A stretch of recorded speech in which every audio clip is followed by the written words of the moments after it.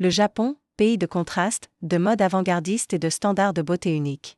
Pour beaucoup d'étrangers, devenir mannequin ici semble être un rêve accessible, voyager, défiler, vivre à Tokyo. Mais est-ce vraiment réaliste? Aujourd'hui, on répond à la question, un étranger peut-il vivre au Japon en travaillant dans le mannequinat? Spoiler, la réponse n'est ni oui, ni non. C'est compliqué. Mais on va tout décortiquer, visa, salaire, agence, défis culturels et alternatives. Prêt? C'est parti. Premier point crucial, tous les mannequins étrangers ne font pas la même carrière au Japon. Voici les 3 catégories principales. 1. Les mannequins internationaux, Kaushenchang modèle, Change modèle, critères, taille minimale, 175 cm pour les femmes. 185 cm pour les hommes, silhouette très mince souvent pour la haute couture ou les marques internationales, exemple, Issey Kyoji Yamamoto. Exemple, mannequins occidentaux ou asiatiques avec des traits exotiques, pour le marché japonais. Salaire, 10 000 à 50 000 yens par jour, sans moins 500 €, mais très irrégulier. 2. Les mannequins, talento, talento, critères, pas de taille imposée, mais un look unique, exemple, cheveux colorés, style Harajuku, ou une spécialité, exemple, mannequin fitness, cosplay. Mission, publicité, émissions TV, réseaux sociaux.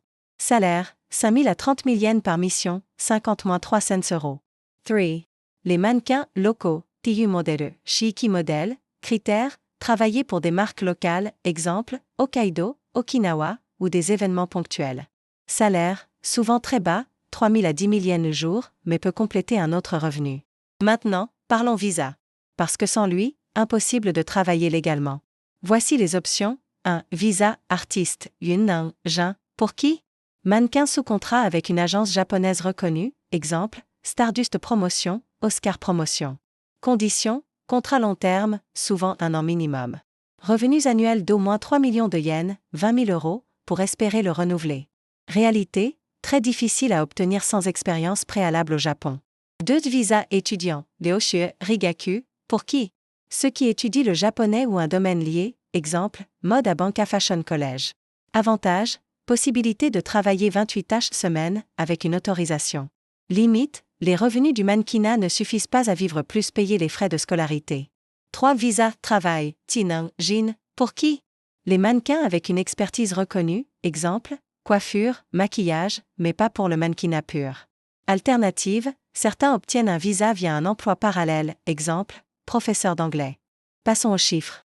Parce que vivre à Tokyo, ça coûte cher. Voici ce à quoi est-ce attendre. Débutant, 2 à 5 missions, mois 50 000 à 150 000 yens, mois, 300 moins 1000 €. Problème, un studio à Tokyo égale 70 000 yens, mois. Il faut compléter avec d'autres jobs, exemple, serveur, prof de langue. Confirmé, avec agence, 10 à 20 missions, mois 300 000 à 800 000 yens, mois, 1800 moins 5 000 €. Mais, seuls 5 à 10% des étrangers atteignent ce niveau. Top modèle, très rare, contrat avec des marques internationales plusieurs millions de yens l'an.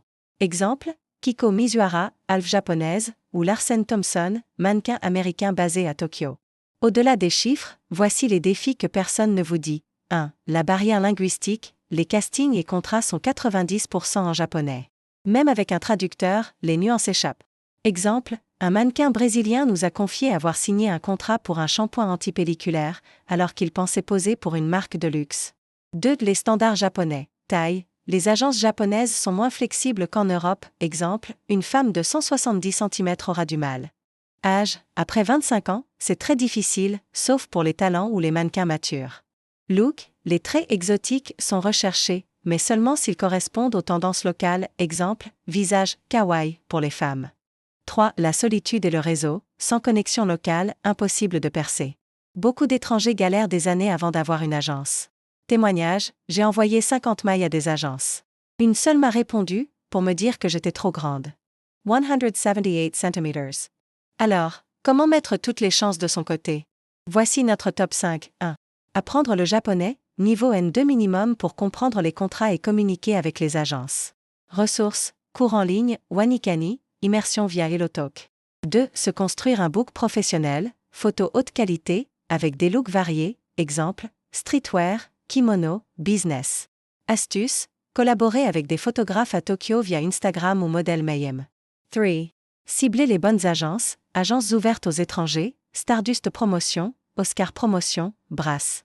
Attention, évitez les arnaques, payer 500 € pour un book égale escroquerie. 4. Avoir un plan B, combiner mannequinat avec un autre job, exemple, prof d'anglais, influenceur. Exemple, une mannequin française à Tokyo donne des cours de français le soir pour compléter ses revenus. 5. Réseauter comme un pro, participer à des événements mode, Tokyo Fashion Week, Harajuku Meetup. Outels, meetup.com, Groups Facebook, Foreign Models in Tokyo. Alors, un étranger peut-il vivre au Japon grâce au mannequinat? La réponse est oui, mais si vous êtes prêt à galérer les premières années. Si vous parlez japonais et avez un réseau solide. Si vous acceptez de compléter avec d'autres revenus. Le Japon est un pays de contraste. D'un côté, c'est l'un des marchés les plus excitants pour un mannequin étranger. De l'autre, c'est un milieu ultra compétitif où seuls les plus persévérants s'en sortent. Notre dernier conseil? Venez d'abord en touriste, testez le terrain, rencontrez des agences, et si le feeling est bon, lancez-vous. Mais gardez toujours un plan B et un peu d'argent de côté. Et vous, ça vous tente? Dites-nous en commentaire, quel est votre plus gros frein pour sauter le pas? Likez, partagez et abonnez-vous pour plus de conseils sur la vie au Japon. À la prochaine et Ganbatte Kudase. Crossed Flags.